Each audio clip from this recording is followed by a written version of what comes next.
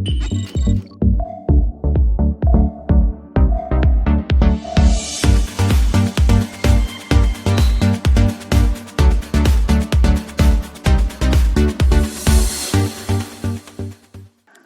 day everyone, I'm CG Hernan of BSA 2F, and today I'm gonna show you about a photo story of the history of science and technology in the Philippines.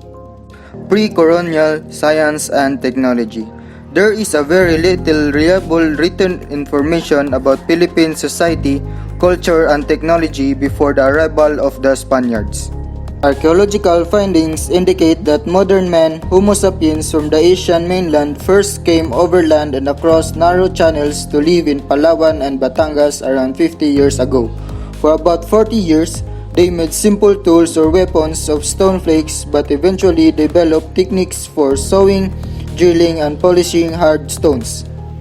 Gradually, the early Filipinos learned to make metal tools and implements, copper, gold, bronze, and later iron. The Iron Age is considered to have lasted from the 2nd or 3rd century BC to the 10th century AD. This suggests that Filipinos during this period engaged in the actual extraction of iron from ore, smelting, and refining. On the whole, the pre-colonial Filipinos were still highly superstitious. The Spaniards found no temples or places of worship, although the Filipinos knew how to read and write in their own system. This was mainly used for messages and letters. They seem not to have developed a written literary tradition at that time. This would have led to a more systematic accumulation and dissemination of knowledge, a condition that is necessary for the development of science and technology. During the Spanish regime, the beginnings of modern science and technology in the Philippines can be traced to the Spanish regime.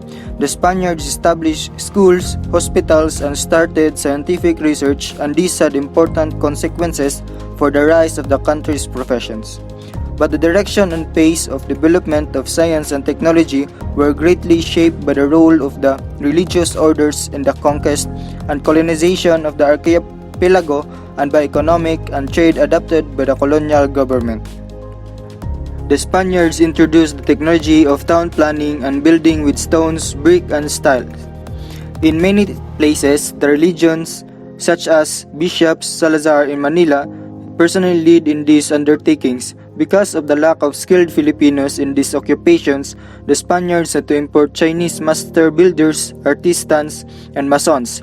The native Filipinos were drafted through the institution of compulsory labor services to work in these projects in this manner. The construction of the walls of Manila, its churches, convents, hospitals, schools, and public buildings was completed by the 17th century. Science and technology during the First Republic. There was a very little development in science and technology during the short-lived Philippine Republic, 1898 to 1900s. The government took steps to establish a secular education system by a decree of 19 October 1898.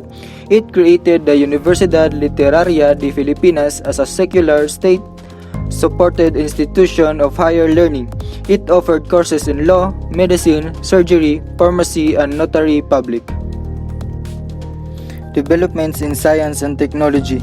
During the American regime, science and technology in the Philippines advanced rapidly during the American regime. This was made possible by the simultaneous government encouragement and support for an extensive public education system, the granting of scholarship for higher education in science and engineering, the organization of science research agency, and establishment of science-based public services. During the American regime, the development of science gained more government support along with efforts to establish an old extensive public school system and public health programs. The old Laboratorio Municipal was absorbed by the Bureau of Government Laboratories created by the Philippine Commission in 1901. In 1905, the latter was recognized and renamed Bureau of Science. It remained the principal government research establishment until the end of the Second World War. Science and technology during the Commonwealth period. In 1935, the Philippine Commonwealth was inaugurated and ushered in a period of transition to political independence. The Constitution acknowledged the importance of promoting scientific development for the economic development for the country by incorporating a provision declaring that the state shall promote scientific research and invention, arts and letters shall be under its patronage. The expanding number of science agencies has given rise to a demand for higher caliber scientists and engineers to undertake research and staff universities and colleges. Hence, measures have also been taken towards the improvement of the country's science and manpower. In conclusion, the problem of colonial development has affected the historical development of Philippine science and technology. The agricultural science generally tended to receive more funding and support compared to the physical sciences. This pattern of support persisted despite the introduction of other sciences into the country's educational system during the American regime.